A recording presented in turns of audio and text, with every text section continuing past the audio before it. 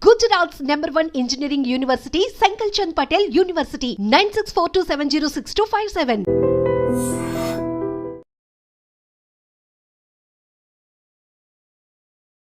Hi hello namaste, welcome back to dream media. ఈ రోజు మనతో ఉన్నారు విశ్వేశ్వర రెడ్డి గారు. ముఖ్యంగా యుఎస్ లో ఉన్న సిచ్యువేషన్స్ గురించి, అక్కడ అప్డేట్స్ గురించి ఒకసారి సార్ అడిగి తెలుసుకుందాం. సార్ అందరికి సుపరిచితులే, సో అక్కడ విషయాలు ఒకసారి తెలుసుకుందాం. నమస్కారం విశ్వేశ్వర రెడ్డి గారు. నమస్కారం సార్. లేటెస్ట్ అమెరికన్ అప్డేట్స్ చూసుకున్నట్లయితే ఫస్ట్ థింగ్, ఎవరైతే డిపెండబుల్ వీసా మీద అక్కడ ఉంటూ ఉంటారో, ఎవరైతే గ్రీన్ కార్డ్స్ మీద వెళ్ళి అక్కడ ఉన్న వాళ్ళు స్పౌస్ అయి ఉండొచ్చు, పేరెంట్స్ అయి ఉండొచ్చు, వాళ్ళు ఎయిర్పోర్ట్స్ లో ఉన్న టైంలో సెలవులకి ఇక్కడ నుంచి వచ్చి అక్కడికి వెళ్తున్న టైంలో అయి ఉండొచ్చు, వాళ్ళ పాస్పోర్ట్స్ చేతికి ఇచ్చేయమని అక్కడ అధికారులు చెప్తున్నట్టు కొన్ని వార్తలు వస్తున్నాయి. Is it true? ఒకవేళ నిజంగా అక్కడ ఇలా ఇమ్మని అడిగినట్లయితే ఎయిర్పోర్ట్ లో ఏం చేయాలంటారు? ఎక్కడ ఎయిర్పోర్ట్ అంటున్నారు? హైదరాబాద్ ఎయిర్పోర్ట్, అమెరికన్ ఎయిర్పోర్ట్ అంటారు? అమెరికన్ ఎయిర్పోర్ట్ లో తిరిగి వెళ్ళినప్పుడు. మళ్ళీ you can rephrase the question. So ఎవరైతే డిపెండబుల్ వీసా మీద అమెరికాలో ఉంటున్నారో, గ్రీన్ కార్డ్ హోల్డర్, వాళ్ళ స్పౌస్ అయి ఉండొచ్చు, అంటే వాళ్ళ భార్య అయి ఉండొచ్చు, అంటే వాళ్ళ పేరెంట్స్ అయి ఉండొచ్చు, వాళ్ళు ఇండియాకి సెలవుల కోసం వస్తున్నా, వేరే వర్క్ మీద వస్తున్నా సరే, వాళ్ళు అక్కడ ఫ్లైట్ ఎక్కే ముందు అక్కడ ఎయిర్పోర్ట్లోకి ఎంటర్ అయినప్పుడు వాళ్ళ పాస్పోర్ట్స్ తీసుకొని వాళ్ళని హోల్డ్లో పెట్టడం, వాళ్ళకి కొన్ని ఆంక్షలు విధించడం జరుగుతున్నాయి అని చెప్పేసి వార్తలు వస్తున్నాయి. Is it true? లేదు లేదు, కరెక్ట్ కాదు. అంటే రిటర్న్ లో ఇండియాకి వస్తున్నప్పుడు కదా ఇది. ఇండియాకి వచ్చేటప్పుడు ఏం అడగరు. ఇండియాకి వచ్చేటప్పుడు అది బికాజ్ అది హోమ్ కంట్రీ డిపార్చర్ కిందకి వస్తుంది. సో ఇండియన్ పాస్పోర్ట్ హోల్డర్స్ ఇండియాకి వెళ్ళాలనుకున్నప్పుడు ఎప్పుడైనా వెళ్ళొచ్చు. అక్కడ అమెరికాకి జీరో ఆబ్జెక్షన్ ఉంటుంది. అప్పుడు ఇండియా లోపలికి రావటప్పుడు ఇండియా వెరిఫై చేసుకుంటుంది వీళ్ళకి ప్రాపర్ పాస్పోర్ట్ ఉందా లేదా, వీళ్ళకి ప్రాపర్ ఇండియాకి వచ్చే ఎలిజిబిలిటీ డాక్యుమెంట్స్ ఉన్నాయి. అంటే ఎప్పుడైనా ఇమిగ్రేషన్ లాలో ఎలా ఉంటుందంటే, ఎవరు ఏ కంట్రీకి వెళ్తున్నారో ఆ కంట్రీ డాక్యుమెంట్స్ చూస్తారు తప్ప హోమ్ కంట్రీకి, అంటే where we born, birth place లో ఉన్న మనకి ఏదైతే పాస్పోర్ట్ ఉంటుందో వాళ్ళు ఎప్పుడు కూడా హోమ్ కంట్రీ వెరిఫికేషన్ ఉండదు. ఓకే. ఇన్ కేస్ ఇండియా నుంచి అమెరికా వస్తున్నప్పుడు అమెరికాలో అక్కడ దిగుతారు కదా, అప్పుడు పరిస్థితి ఏంటి? అప్పుడు ఏంటంటే, అప్పుడు అమెరికా అంటే అసలు యాక్చువల్ గా ఇండియాలో హైదరాబాద్ లోనే ఎయిర్పోర్ట్ లో మనం టికెట్ తీసుకునే ముందు ఏం చేస్తుంటారంటే, వాళ్ళు టిపికల్ గా మనకి ఎందుకు వెళ్తున్నారు అడుగుతారు. అంటే నేను వర్క్ చేస్తున్నాను అనుకోండి, వర్క్ వీసా చూపించమంటారు. నేను ఆమె పర్మనెంట్ రెసిడెంట్ అంటే గ్రీన్ కార్డ్ చూపించమంటారు. ఆమె సిటిజన్ అంటే వాళ్ళు యుఎస్ పాస్పోర్ట్ అడుగుతారు. అంటే టిపికల్ గా మనకి బోర్డింగ్ పాస్ ఇచ్చే ముందే ఈ 3 వెరిఫికేషన్ చేసుకుంటారు వాళ్ళు. అంటే whether you are rightfully you are going to that foreign land అని వెరిఫై చేసుకున్నాకే మనకు బోర్డింగ్ పాస్లు ఇస్తారు. Otherwise they don't issue the boarding passes. అంటే ఇక్కడ ఇంకొక విషయం నేను అబ్జర్వ్ చేస్తుంది అంటే, నేను అక్కడ వచ్చిన వార్తలు చదివినప్పుడు కొన్ని వెబ్సైట్స్ లో అవి వాళ్ళ భర్తకి ఎంతకాలంగా వాళ్ళు దూరంగా ఉన్నారు, ఇమీడియట్ గా పెళ్లి అయితే ఎంతకాలం దూరం ఉన్నారు, వాళ్ళ మధ్యలో బాండింగ్ ఎలా ఉంది, ఇవి కూడా చెక్ చేస్తున్నారని, అవి గాసిప్స్ కింద చూడాలా లేదా ఇందులో కూడా నిజంగా? అంటే ఇందులో 2 types of we can look at it. అంటే కేస్ టు కేస్ వ్యారీ అవుతుంది. వాళ్ళ దగ్గర ఏంటంటే, ఎప్పుడైతే పోర్ట్ ఆఫ్ ఎంట్రీలో మన దగ్గర బోర్డింగ్ పాస్ తీసుకున్నాక వాళ్ళకి ఏం చేస్తారంటే, మన ఇమిగ్రేషన్ అయ్యాక మన ఫ్లైట్ అంటే ఏ రూపకంగా వస్తుంది అమెరికాకి అనేది, whether it's coming from Dubai, Qatar, what ever country, London ఎక్కడి నుంచి వస్తుందో, వచ్చే ముందు ఏం చేస్తారంటే, వన్స్ ద పొజిషన్ క్లోజ్డ్ అయిన తర్వాత ఈ డేటా అంతా యుఎస్ పంపిస్తారు. యుఎస్ పంపించాక ఆ డేటా అంతా వాళ్ళకి బ్యాక్గ్రౌండ్ చెక్ ఎఫ్బిఐకి వెళ్ళిపోయి మళ్ళీ వీళ్ళ దగ్గరకు వస్తుంది, ఏది సిబిపి ఆఫీస్కి వస్తుంది. వచ్చిన దగ్గర వెరిఫై చేసుకుంటారు వీళ్ళు ఎక్కడి నుంచి వస్తున్నారు, వీళ్ళ బ్యాక్గ్రౌండ్ ఏంటి, వీళ్ళది ఎనీ ఇష్యూస్ ఉన్నాయా, అంటే ఇమిగ్రేషన్ ఇష్యూస్ ఉన్నాయా.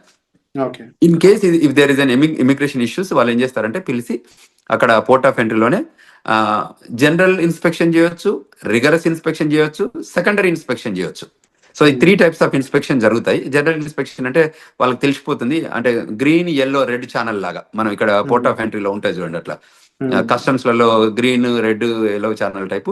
ఇది కూడా టిపికల్ గా ఎలా ఉంటుందంటే, వాళ్ళకి if they have background, very good background ఉంటే లోపలికి స్మూత్ గానే అడుగుతారు, కపుల్ ఆఫ్ క్వశ్చన్స్ అడిగి రాణిస్తారు. లేదు ఇంకా వాళ్ళకి డౌట్ ఉంటే ఒక 10 క్వశ్చన్స్ అడుగుతారు. ఇంకా బాగా డౌట్ ఉంటే ఏం చేస్తారంటే, వాళ్ళ ఫోల్డరు, ప్యాకెట్, పాస్పోర్ట్ అన్ని తీసుకొని సెకండరీ ఇన్స్పెక్షన్ అని ఒక పక్క రూమ్ తీసుకెళ్తారు. అక్కడ తీసుకెళ్లి ఒక 4-5 అవర్స్ కూర్చోబెడతారు. కూర్చోబెట్టి ఆ 4-5 అవర్స్ లోపల ఏం చేస్తారంటే, వాళ్ళ పాస్పోర్టు, వాళ్ళ ఫోను, వాళ్ళ కంప్యూటరు, వాళ్ళ అన్ని తీసుకొని కూర్చోబెట్టి ఈ 4-5 అవర్స్ లోపల, అంటే వాట్ ఎవర్ ద స్టిపులేటెడ్ టైంలో వీళ్ళు ఏం చేస్తారంటే వాళ్ళ బ్యాక్గ్రౌండ్ చెక్ చేస్తారు. కంట్రీలో ఎప్పటి నుంచి వచ్చారు, ఎప్పుడు ఉన్నారు, ఇది మొదటిసారి వచ్చిందా లేకపోతే ఎన్నిసార్లు ఉన్న దానిలో ఇప్పుడు H1B మీద ఉంటే ఎవరు ఏ ఎంప్లాయర్ దగ్గర పనిచేస్తున్నాడు, ఎంప్లాయర్ దగ్గర అసలు జాబ్ ఉందా లేదా, అంటే టిపికల్ గా దే వెరిఫై ఎవ్రీథింగ్. ఒకవేళ ప్రయర్లీ ఏదైనా ఉంటే, ఈయనకి ఏదైనా స్పీడింగ్ టికెట్లు ఉన్నాయా, లేకపోతే ఇంకేదైనా క్రిమినల్ రికార్డ్ ఉందా, you know what I'm talking, and everything they will verify. అక్కడ ఏదైనా వయలేషన్స్ ఉన్నాయని గమనిస్తే ఆ సెకండరీ ఇన్స్పెక్షన్ లో గుర్తుపడితే ఏం చేస్తారంటే వాళ్ళని మళ్ళీ ఇంటర్వ్యూ ప్రాసెస్ లో తీసుకెళ్తారు. తీసుకెళ్లి ఆ ఇంటర్వ్యూలో ఒకవేళ వాళ్ళు వయలేట్ చేసిన ఏమైనా ఉంటే ప్రజెంట్ చేస్తారు. దీస్ ఆర్ ద సిచ్యువేషన్స్ ఉన్నాయి, వాట్ యూ థింక్ అంటే వాళ్ళు మనం అగ్రి అయ్యాం అనుకోని, అగ్రి అయితే వాళ్ళ వీసా క్యాన్సిల్ చేసేసి మళ్ళీ అక్కడ నుండి డిపోర్ట్ చేస్తారు. అంటే ఇప్పుడు ఫర్ ఎగ్జాంపుల్ జనరల్ గా అమెరికా పెళ్ళికొడుకు అంటే ఎక్కువ మంది ఇంపార్టెన్స్ ఇస్తూ ఉంటారు. ఆ రకంగా ఎప్పుడైనా వాళ్ళ అమ్మాయిని తిరిగి అక్కడ పంపినప్పుడు డిపెండబుల్ వీసా మీద అమ్మాయి వెళ్తుంది కాబట్టి కరెక్ట్, H4 వీసా మీద వస్తారు. కానీ అమ్మాయి బాగా చదువుకున్న అమ్మాయి అనుకోవచ్చు, ఎంటెక్ పర్సన్ అయి ఉండొచ్చు. ఇన్ కేస్ ఆవిడ నేను ఇక్కడ కూడా జాబ్ చేస్తాను ఏమన్నా పొరపాటు అక్కడ రివీల్ చేసి ఉంటే అప్పుడు సిచ్యువేషన్ ఎలా ఉంటుంది? ఆ పాసిబిలిటీ, అదే ఆ ఇంటర్వ్యూయింగ్ ప్రాసెస్ అని ఇంతకుముందు చెప్పాను కదా. సో యూజువల్ గా మనం ఏం చేస్తామో H4 మీద ఉంటే తక్కువ క్వశ్చన్స్ అడుగుతారు, ఎందుకంటే they are not primary. In case వాళ్ళకి బాగా డౌట్ వస్తే వాళ్ళు అడగొచ్చు, అడిగితే ఆ పొటెన్షియల్ థింకింగ్ ఉంటే అప్పుడు ఆలోచిస్తారు. కానీ మెజారిటీ 98% పెద్ద ఇష్యూస్ ఏమి ఉండవు దానికి, ఎందుకంటే H1 వాళ్ళని బాగా వెరిఫై చేస్తారు, గ్రిల్ చేస్తారు, make sure that they have a job or not అని వెరిఫై చేసుకుంటారు. అంటే H1 వాళ్ళు ఎలాంటి జాగ్రత్తలు తీసుకోవాలంటారు అక్కడ ఇంటర్వ్యూ కానీ అక్కడ క్వశ్చన్ చేసినప్పుడు? తప్పకుండా వాళ్ళు H1B హోల్డర్ అసలు ఫస్ట్ ఆఫ్ ఆల్ మేము ఇండియాకి వెళ్ళొద్దనే సజెషన్ చేస్తున్నాం ఈ టైంలో పర్టికులర్ గా. ఇన్ కేసు వాళ్ళు ఇండియాకి వెళ్ళాల్సి వచ్చి ఎమర్జెన్సీ సిచ్యువేషన్ వెళ్ళాల్సి వస్తే వచ్చే ముందు మీరు ఏదైతే ఎంప్లాయర్ దగ్గర పని చేయబోతున్నారో ఆ ఎంప్లాయర్ దగ్గర నుంచి ఒక క్లయింట్ లెటర్ కానీ, మీ ఎంప్లాయ్మెంట్ లెటర్ కానీ, మోస్ట్ రీసెంట్ పే స్టెప్స్ కానీ, లాస్ట్ W2s కానివ్వండి, ఇవి మీరు ఒక ఫోల్డర్లో పెట్టుకోండి. వాళ్ళు వచ్చి అడిగినప్పుడు మీరు ఫేర్ గా చూపించేటట్టు, అంటే పాస్ట్ 2-3 ఏళ్ల నుంచి ఆ కంపెనీతో పనిచేసి ఉంటే వాళ్ళ కంపెనీ W2s కానివ్వండి, మోస్ట్ రీసెంట్ గా మనం ఇయర్ లో పే స్టబ్స్ ఉంటాయి, ఎవ్రీ మంత్ కానీ 15 days కానీ పే స్టబ్స్ ఉంటాయి, అవి హోల్డ్ చేయడం కానీ, తర్వాత ట్యాక్స్ రిటర్న్స్ కానీ ఏవైతే ఉంటాయో అది కూడా, తర్వాత ఏదైతే క్లయింట్ లొకేషన్ లో పనిచేస్తున్నారో వాళ్ళ బ్యాడ్జ్ ఉంటుంది, ఆ కంపెనీ బ్యాడ్జ్ ఉంటుంది కదా, ఆ బ్యాడ్జింగ్ కూడా పెట్టుకొని ఉంటే జాగ్రత్తలు ఉంటే వాళ్ళు ఏ క్వశ్చన్స్ అడిగినా మనం 1 by 1 మనం ప్రజెంట్ చేయగలిగితే ఏమవుతుంది అంటే వాళ్ళకి కూడా కాన్ఫిడెన్స్ వస్తుంది. దిస్ గైజ్ వర్క్ ప్లేస్ లో ఉంది, ఈయనకి పర్మనెంట్ ఎంప్లాయ్మెంట్ ఉంది అక్కడ, సో అంచేత మనం ఆయనని వెల్కమ్ చెప్పాలి అన్నట్టు ఉంటుంది. వాళ్ళు వెరిఫై చేసుకొని అవన్నీ వ్యాలిడిటీ ఉంటే తప్పకుండా వాళ్ళు వెల్కమ్ చెప్తారు, అండ్ విత్ గుడ్ మూమెంట్స్ తో వెల్కమ్ చెప్తారు. అండ్ సార్ ఎలాంటి సినారియోలో అయినా ఇన్ కేస్ అక్కడ ఆఫీసర్స్ అంటే ఇక్కడ పర్సన్ ని పాస్పోర్ట్ హ్యాండ్ ఓవర్ చేయమనే సిచ్యువేషన్ వస్తుందంటారా? ఎలాంటి సిచ్యువేషన్ లో రావచ్చు వస్తే? ఇప్పుడు సెకండరీ ఇన్స్పెక్షన్కి వెళ్ళినప్పుడు మనం తప్పకుండా పాస్పోర్ట్ హ్యాండ్ ఓవర్ చేయాల్సి వస్తుంది. ఓకే. సెకండరీ ఇప్పుడు మనం ఏదైతే ప్రైమరీ ఇన్స్పెక్షన్ అంటే ప్రతి దానికి వాళ్ళు పాస్పోర్ట్ తీసుకుంటారు, పాస్పోర్ట్ స్కాన్ చేస్తారు, వాళ్ళ దగ్గర కంప్యూటర్ ఉంటుంది కదా. ఇప్పుడు you are an Indian, you are coming on F1 visa, so passport తీసుకుంటారు, ఫింగర్ ప్రింటింగ్ తీసుకుంటారు, తర్వాత ఐరిష్ చెక్ చేస్తారు, పిక్చర్ తీస్తారు, ఫింగర్ ప్రింటింగ్ టోటల్ 10 fingers అంటే 2 hands పెట్టి 10 fingers చెక్ చేసుకున్న తర్వాత ఇంటర్వ్యూ క్వశ్చన్స్ ఉండి దాని తర్వాతనే పంపిస్తారు. ఈ పాస్పోర్ట్ అందులో స్కాన్ చేస్తేనే అప్పుడు వాళ్ళకి డీటెయిల్స్ అన్ని వస్తాయి కదా. So 100% they collect the passport. Only thing ఏంటంటే గ్రీన్ లాగా ఉంటే మళ్ళీ they will hand over everything, passport ఇచ్చేసి నో వెల్కమ్ టు అమెరికా అని చెప్పేసి పంపించేస్తారు. సో అది H1B ఏదంటే వాళ్ళ ఎంప్లాయ్మెంట్ ఉందా లేదా వెరిఫై చేసుకొని ఆ క్వశ్చన్స్ అడుగుతారు, ఎక్కడ పని చేస్తున్నారు, ఏంటి, ఏ జాబ్ చేస్తున్నారు, ప్రోగ్రామ్ అనలిస్టా ఏంటి అంటే డేటా అనలిస్టా, దోస్ కైండ్ ఆఫ్ క్వశ్చన్స్ అన్నట్టు. సో క్లయింట్ లొకేషన్ లో జాబ్ ఉందా వెరిఫై చేసుకొని, మీ ఎంప్లాయర్ తో టచ్ లో ఉన్నావా, అంటే దీస్ ఆర్ ద కొన్ని కామన్ మినిమం క్వశ్చన్స్ ఉంటాయి కదా. ఆ మినిమం క్వశ్చన్స్ అడిగాక మళ్ళీ దే హ్యాండ్ ఓవర్, లోపలికి వెళ్ళాక ఫస్ట్ పాస్పోర్ట్ తీసుకొని క్వశ్చన్స్ అడిగాక మళ్ళీ పాస్పోర్ట్ హ్యాండ్ ఓవర్ చేస్తారు. సో పాస్పోర్ట్ తీసుకోవడం అనేది ఒక common practice. Only American citizens అయి ఉండి వాళ్ళకి గ్లోబల్ ఎంట్రీ ఉంటే తప్ప వీళ్ళని యూజువల్ గా గ్లోబల్ ఎంట్రీ ఉన్న వాళ్ళకి ఎలా ఉంటుందంటే వాళ్ళకి ఐరిష్ తో టెస్ట్ చేస్తారు, వాళ్ళకి ఇండిపెండెంట్ గా వాళ్ళే స్కాన్ చేసుకోవచ్చు, వాళ్ళే పిక్చర్ దిగొచ్చు. ఇప్పుడు యాప్ కూడా వచ్చింది, గ్లోబల్ ఎంట్రీ యాప్. సో అందులోనే వాళ్ళు ఫోటోలు తీసుకొని సబ్మిట్ చేస్తారు, ఆఫీసర్ CBP ఆఫీసర్ వెరిఫై చేసుకొని ఎవ్రీథింగ్ గుడ్ ఉందంటే వాళ్ళు ఈవెన్ పాస్పోర్ట్ కూడా అడగరు, యూ కెన్ గో అని చెప్పేస్తారు, ఎందుకంటే వాళ్ళకి బ్యాక్గ్రౌండ్ చెక్లు వ్యాలిడేషన్ అంతా జరుగుతుంది కాబట్టి. అండ్ అలాగే ఇంకా లేటెస్ట్ అప్డేట్ ఇంకోటి చూసుకున్నట్లయితే సెంట్రల్ యూనివర్సిటీ ఆఫ్ మిచిగన్ లో ఒక చైనీస్ స్టూడెంట్ తను సోషల్ మీడియాలో కొంచెం యాక్టివ్గా ఉండడం, అది కూడా అమెరికాకి ఆపోజిట్ గా తను చేసిన రెస్పాన్స్ అనేది తను డిపార్ట్ చేసే విధంగా మారింది. ఇప్పుడు జస్ట్ 6 months స్టడీ లెఫ్ట్ ఉందంట తనకి. 2016లో తను వెళ్ళాడంట స్టడీస్ కోసం. అలాంటి సిచ్యువేషన్స్ లో ముఖ్యంగా సోషల్ మీడియాలో మనం అంటే రియాక్ట్ అయ్యే విధానం కానీ, ఆఖరికి ఒక పోస్ట్ యుఎస్కి ఆపోజిట్ గా ఉండే ఒక పోస్ట్ ని మనం లైక్ చేసినా కూడా అది మన మీద కాస్త తీవ్ర ప్రభావం చూపిస్తుందని చెప్పేసి వస్తున్నాయి వార్తలు. ఈ పరంగా ఇండియన్ స్టూడెంట్స్ ఎవరైనా ఎఫెక్ట్ అయ్యే ఛాన్స్ ఉందా? అసలు అక్కడ స్టూడెంట్స్ ఎలాంటి జాగ్రత్తలు తీసుకోవాలంటారు? Correct, very good question Virat. Typical ఏంటంటే మనకు ఈ ఇక్కడ కంట్రీలో మనం non immigrant aliens, we are here for a short term, అంటే టర్మ్ బేస్డ్ వస్తున్నాం మనం ఈ కంట్రీలోకి. అది F1 అయితే 2 to 5 years, H1 అయితే 3 to 6 years, and permanent residence అయితే you have a residency requirement ఉంది కాబట్టి అది ఫాలో అయితే ఇస్తారు. సో ఎక్కడైతే నాన్ ఇమిగ్రెంట్ ఏలియన్స్ ఉంటారో వాళ్ళకి ఈ స్పెషల్గా ఈ రూల్స్ అని అప్లై అయ్యేది. ఎందుకంటే మనం కంట్రీ లాయాలిటీ చూపిస్తే తప్ప మనం కంట్రీ లోపలికి రానివ్వరు. సో కంట్రీకి అగనెస్ట్గా చేసే యాక్టివిటీస్ ఏదైనా సోషల్ మీడియా రూపకంగా కానీ వాళ్ళకి ఎక్కడైనా అబ్జర్వ్ చేసి ఉంటే వాళ్ళు వెరిఫై చేసుకుంటారు, వెరిఫై చేసుకొని క్వశ్చన్ చేస్తారు. ఎక్కడైనా ఎవిడెన్స్ దొరికితే తప్పకుండా వాళ్ళు క్వశ్చన్ చేస్తారు, ఈజ్ దట్ యూ అని చెక్ చేసుకొని వాళ్ళు డిపోర్టేషన్ ప్రొసీడింగ్ చేస్తారు. ఇప్పుడు ఈ ట్రంప్ అడ్మినిస్ట్రేషన్ సెకండ్ టర్మ్ వచ్చాక ఏంటంటే చాలా ఎగ్జిక్యూటివ్ ఆర్డర్స్ తీసుకున్నారు. అందులో some of the executive orders వాళ్ళకి అవుట్ రైట్ సిబిపి ఆఫీసర్కి అథారిటీ ఇస్తుంది డిపోర్టేషన్ చేయడానికి. సో అందులో ఏ సిచ్యువేషన్ ఎరైజ్ అయినా, ఏ రకమైన ఇష్యూస్ వచ్చినా, ఏ రకమైన లాయాలిటీ ఇన్ స్టేక్లో ఉన్నా, అంటే ఆ లాయాలిటీ ప్రూవ్ చేయలేకపోయినా వాళ్ళకి every right to send them back, period. There is no second to it. అంటే ఇప్పుడు స్టూడెంట్స్ అనేవాళ్ళు already campus outside jobs చేయకూడదని కొన్ని రూల్స్ ఉన్నాయి. సో ఇప్పుడున్న టైంలో స్టూడెంట్స్ అనేవాళ్ళు ముఖ్యంగా తీసుకోవాల్సిన టాప్ 3 జాగ్రత్తలు అంటే ఏం చెప్తారు? అంటే టిపికల్గా వీళ్ళు ఏం చేయొచ్చు అంటే ఏదైతే స్టూడెంట్గా మనం ఫోకస్గా ఏదైతే ఎడ్యుకేషన్ కోసం మనం వచ్చామో దాని మీదనే స్ట్రిక్ట్ ఉండి ఆ లైన్లోనే మనం పనిచేసుకోగలిగితే ఏ ఇష్యూ లేదండి. విత్ ఇన్ ద 2 years లోపల ఎడ్యుకేషన్ కంప్లీట్ చేసి 3 years ఓపీటీసీ అంటే regular OPT and stem OPT తీసుకొని పనిచేసుకోగలిగితే దెర్ ఇస్ నో ఇష్యూ. ఎప్పుడైతే మనం ఇమిగ్రేషన్ నేషనాలిటీ యాక్ట్ వయలేషన్స్ ఏదైనా చేస్తే ఆ వయలేషన్స్ ఐడెంటిఫై అయితే తప్ప వాళ్ళు వెల్కమ్ చెప్తారు. ఇట్ ఈస్ అ కంటిన్యూస్గా కంట్రీ నీడెడ్ స్టూడెంట్స్. అందువల్ల ఎప్పుడు కూడా వాళ్ళని అంటే డిపోర్ట్ చేయడం అనేది ప్రైమరీ ఏం పెట్టుకోరు. టిపికల్గా ఏంటంటే వాళ్ళు రావాలి, కష్టపడి చదువుకోవాలి, కంట్రీకి వాళ్ళ కాంట్రిబ్యూషన్ కావాలనే కోరుకుంటుంది అమెరికా. సో అందులో ఎమినెన్సీ ఎఫెక్టివ్గా స్కిల్ ఉన్న వాళ్ళందరినీ కూడా కంట్రీ ఎప్పుడు లూజ్ చేసుకోదు. ఎప్పుడైనా స్కిల్ లేబర్ కానివ్వండి, స్కిల్ నాలెడ్జ్ ఉన్న వాళ్ళు కానివ్వండి, ఎడ్యుకేషన్లో కానీ ఎంప్లాయ్మెంట్ కానీ ఎక్స్ట్రాడినరీ ఎబిలిటీ మనం పెర్ఫామ్ చేస్తే అమెరికా ఎప్పుడు కూడా వెళ్ళగొట్టదు. ఎప్పుడు వెళ్ళగొడుతుంది? Any backgrounds, negative background, criminal background, financial background issues ఉన్నప్పుడు, అటువంటి ఇష్యూస్ వాళ్ళు అబ్జర్వ్ చేసినప్పుడు వాళ్ళు క్లియర్గా చెప్తారు, you are violating this so and so sections 1, 2, 3, so based on this sections you are deportable case అని చెప్పి డిపోర్ట్ చేస్తున్నారు. సో అందువల్ల మన వాళ్ళకి ఏం చెప్తానంటే ఇది స్టూడెంట్స్ కానీ అదేవిధంగా స్టూడెంట్ పేరెంట్స్ కూడా గైడ్ చేస్తున్నాం. ఎందుకంటే ఇప్పుడున్న కరెంట్ జనరేషన్లో, కరెంట్ సిచ్యువేషన్లో, జనరేషన్ మీన్స్ ఏంటంటే ఇది డిజిటల్ ఏజ్ జనరేషన్. అంతకుముందు ఏంది first generation, second generation type, ఇప్పుడు డిజిటల్ ఏజ్ జనరేషన్ వచ్చింది. సో మీరు ఏది చేసినా అక్కడ ట్రాక్ అవుతుంది.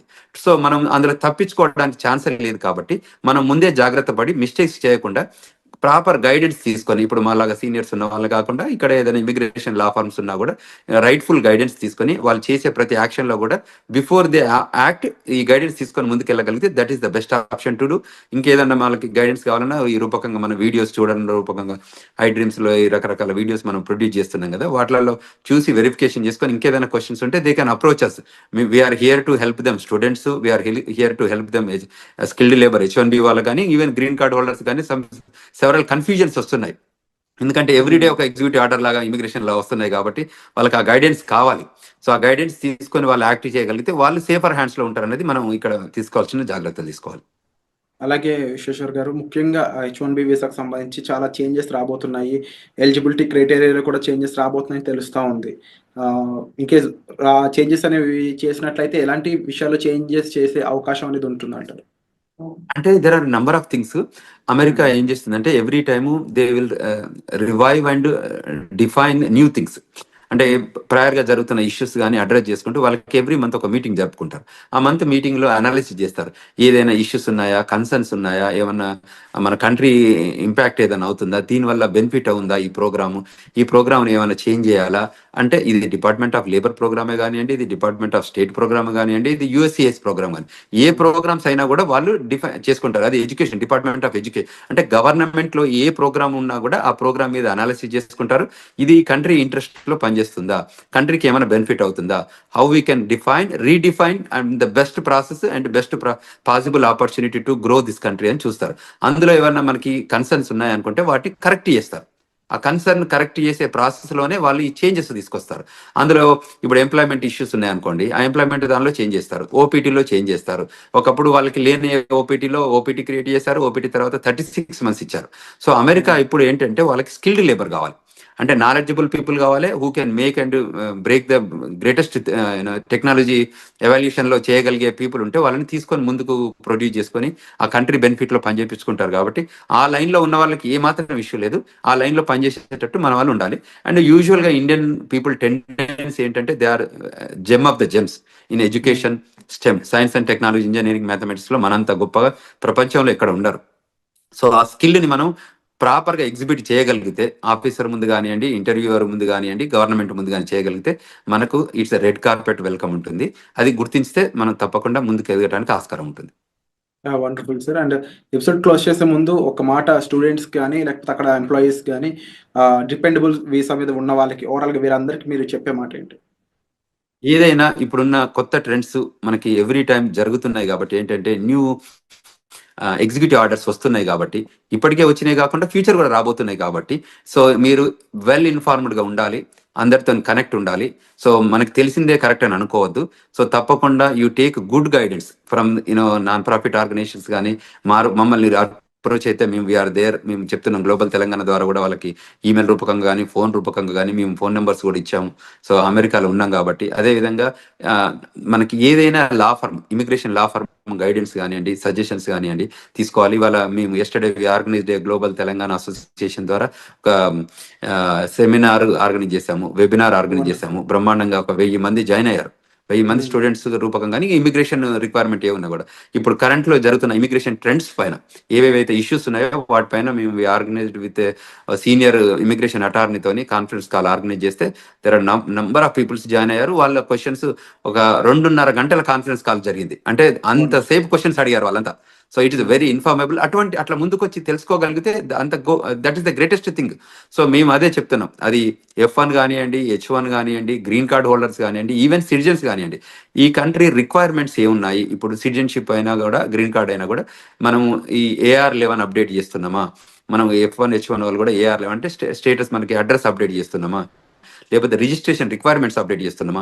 మనం ఈ కంట్రీలోకి వచ్చాం కాబట్టి మనం ఈ కంట్రీ నామ్స్ అంటే లా ఆఫ్ ద ల్యాండ్ ఎలా ఇమిగ్రేషన్స్ ఉన్నాయో, ఇమిగ్రేషన్ నేషనల్ యాక్ట్ రూల్స్ ఏది ఉన్నాయో మనకు తెలిస్తే ఫాలో అయిదాం, తెలియకపోతే తెలుసుకొని ఫాలో అయిదాం.